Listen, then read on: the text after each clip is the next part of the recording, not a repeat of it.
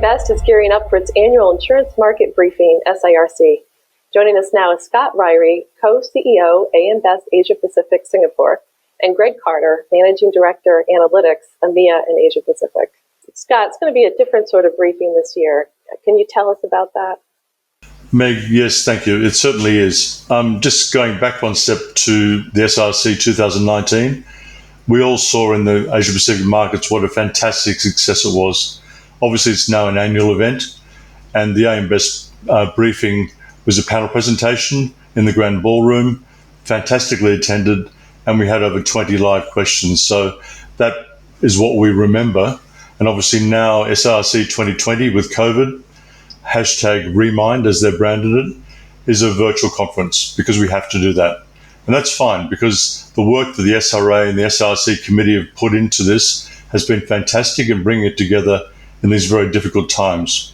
So this year, 2020, for SIRC Remind, AM Best will present the insurance market briefing and we'll cover the following topics: the global reinsurance update, Asia Pacific reinsurance market review, Southeast Asia growth opportunities, a COVID-19 update, and last but not least, a hot topics roundup, because there's a lot of other issues circling around the market that the market has to deal with.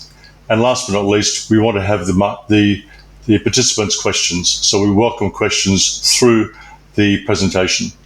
So the speakers will be Greg Carter, who's Managing Director, Analytics, EMEA and Asia Pacific, who's based in Singapore. Christy Lee, Senior Director, Analytics, Northeast Asia, obviously based in Hong Kong. Carlos Wong-Fupi, who's Senior Director, Global Reinsurance Ratings, based in the US. And Miles Gould, Director, Head of Analytics, Southeast Asia, Australia and New Zealand.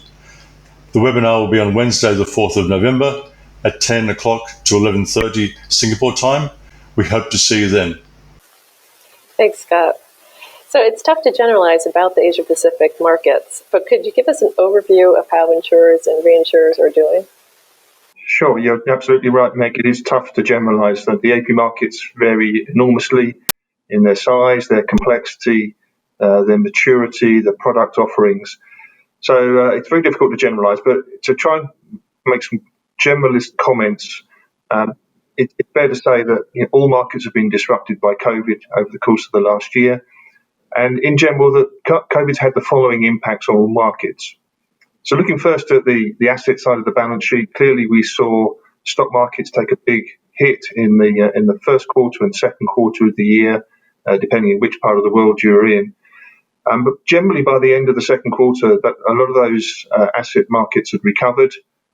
Equity prices had recovered from the lows and were close to where they were before. So that was a temporary impact on balance sheets. We have also seen, though, in the longer term, government stimulus packages that have generally ended up with lower interest rates and lower expectations of interest rates going forward. And that is something that will affect earnings into the future. But in terms of balance sheets, that's actually had a positive effect in terms of bond prices or bond values. So balance sheets on the asset sides haven't taken much of a hit. Looking at the liability side of the balance sheet, well, claims have come from some very limited areas so far in terms of COVID. There's some pretty wild estimates as to what the ultimate bill will be during the course of this year, ranging up to $100 billion. But in terms of incurred claims, what we've actually seen paid, the numbers are much lower to date. And if you look at the liabilities in a bit more detail, then with a pandemic, historically you would have expected a big hit to life portfolios and to health portfolios. But in fact, for the many who have died tragically, very few of those have been insured, so there's not been a hit to the insurance sector. And across many territories, what we've seen is that healthcare costs have been borne by the governments. So, in terms of the profit and loss impacts, well, we've seen an impact on top line as economies have contracted, as economic activity has dried up, then that's had an impact on gross premiums. There's been little impact really on loss ratios. So what we're seeing really is some depressed earnings, but not major losses. So to try and sum up, as a very broad generalisation, we'd say so far the impact of COVID has been an earnings issue, but not a solvency issue for the industry. What are you hearing about growth opportunities? Well, insurance is very closely linked to economic growth. So the growth opportunity for insurers will really depend upon the pace of the recovery in 2021. And it's very difficult to predict that at now. But what we do expect is even if the pandemic does continue, countries are finding ways to deal with it. They're finding ways to keep their economies running. So what I would expect to see is that whilst 2020 might see a significant decline in premium volumes in certain lines of business, in certain markets, we expect 2021 to show signs of recovery. But it may not show recovery to the levels of 2019 levels.